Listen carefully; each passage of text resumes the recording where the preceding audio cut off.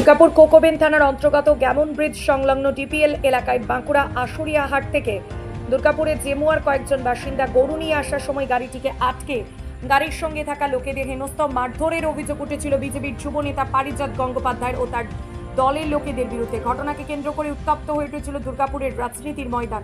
ঘটনার তীব্র প্রতিবাদ জানাতে দেখা যায় তৃণমূল কংগ্রেসের জেলা সভাপতি নরেন্দ্রনাথ চক্রবর্তী ও আইএসএফ বিধায়ক নওশাদ সিদ্দিকীকে অভিযুক্ত দৃষ্টান্তমূলক শাস্তির দাবি জানানো হয়।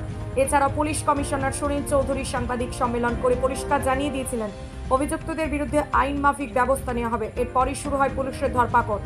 একে একে পুলিশের হাতে ধরা পড়ে ঘটনার সাথে জড়িত অভিযুক্তরা। তবে ঘটনার মূল অভিযুক্ত পারিজাত বন্দ্যোপাধ্যায়কে বেশ কয়েকদিন পরে ঝাড়খণ্ড থেকে গ্রেফতার করে পুলিশ। এরপরই পুলিশ তাকে আদালতে পেশ করে রিমান্ডে নেয়। পরবর্তী সময় তার জেলে পাঠানো হয়। পরে তার বেলের আবেদন করা হলেও তা গৃহীত হয়নি, জেলেই কাটাতে হয় তাকে। অবশেষে প্রায় 1 মাস পরে জামিন পেলেন বিজেপির যুবনেতা পারিজাত গঙ্গোপাধ্যায়।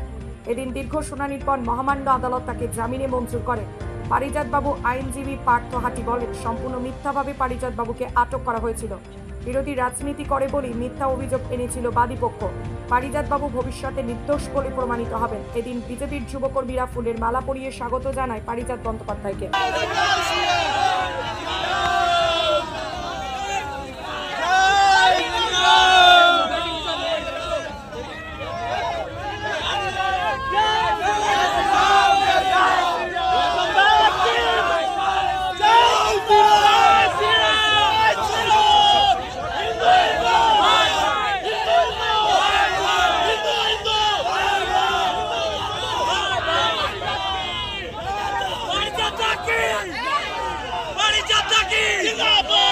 অধর্ম, অবিচার ও অন্যায়ের বিরুদ্ধে সারা জীবন ছিলাম এবং সারা জীবন থাকবো। আমরা কোনোভাবে মারধর করিনি ওনাদেরকে। আপনারা ভাবুন তো, যে অন্যায়ভাবে যেভাবে অবেলা জীবদেরকে যেভাবে নিয়ে যাচ্ছিল, আমাদের বিরোধিতা করাটা কি ভুল? আপনারা সবাই দেখেছেন মিডিয়া দাদাদের, তাদেরকে আমি হাত জোর করে মিডিয়া দাদাদেরকে বলবো যে সত্যটা আপনারা দেখান সবাইকে। যেভাবে অন্যায়ভাবে একটা গরুর উপরে আরেকটা গরু, তার উপরে আরেকটা গরু যেভাবে অন্যায়ভাবে নিয়ে যাচ্ছিল, সেইভাবে কি প্রোটেস্ট করবো না? বছরের পর বছর পুলিশ প্রশাসন এগুলো দেখেও কি কিছু করছে না, স্টেপ নিচ্ছে না? আপনারা ভাবুন, বিচার করুন। আমরা হিন্দুত্ববাদী সনাতনী হয়ে কোনো মতেই বরদাস্ত করব না।